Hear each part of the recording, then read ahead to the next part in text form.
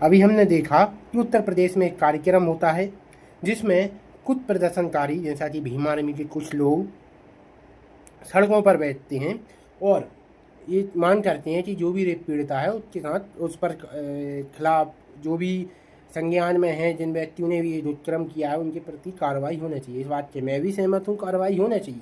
लेकिन कार्रवाई और प्रदर्शन का ये तो मतलब नहीं है कि आप जो एसपी एसएसपी इतना पढ़ लिख कर आगे आया है आप उसको उल्टा सीधा बोलो और फिर वो आप पर थप्पड़ मार दे कानून व्यवस्था बनाए रखने के लिए। आप लोगों से बोल भी रहा है अगर हो जाइए तो आप अपनी राजनीति की रोटियाँ सेंक रहे हो उस पर।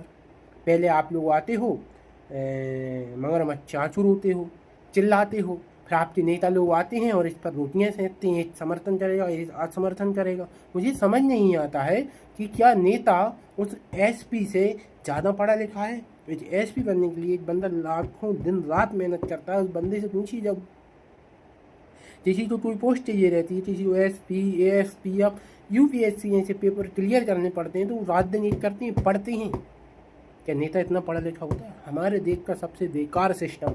अगर आपको इस देश में किसी सरकारी पद और उच्च पद पर जाना है तो आपको दिन रात एक करना पड़ेंगे, हजारों कठिनाइयों, और आपको हो सकता है कि कईयों बार असफल होना पड़ेगा, टूटना पड़ेगा, फिर से उठना पड़ेगा, फिर आप पढ़ोगे, फिर आप आगे बढ़ोगे। हमारा देश का एक वहीं दूसरी तरफ सिस्टम है कि आप कुछ नहीं करना। आप अगर अनपढ़ भी हैं और अगर आप जीत जाते हैं तो आप भी एक विधायक बन जाते हैं, एमएलए बन जाते हैं, सांसद बन जाते हैं, मुख्यमंत्री बन जाते हैं,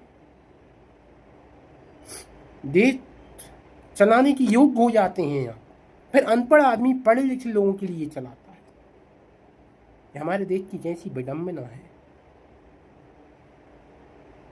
कि इस देश में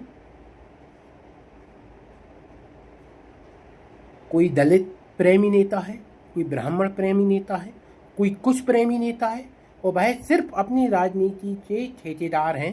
उन्हें अपनी राजनीति चलाना है। वो राजनीति करते करते दलितों की, ब्राह्मणों की, हो सकता है कि ब्राह्मण समाज के पास फॉर्चूनर ना आई हो, दलित समाज के साथ फॉर्चूनर ना हो, लेकिन उनके नेताओं के पास फॉर्चूनर जरूर रहेगी क्योंकि वह धर्म की ठेकेदार है। उन्होंने साइकिल से शुरुआत की थी, आज वह फॉर्चूनर से चलते हैं। आप मुझे बता दीजिए ऐसा कोई नेता।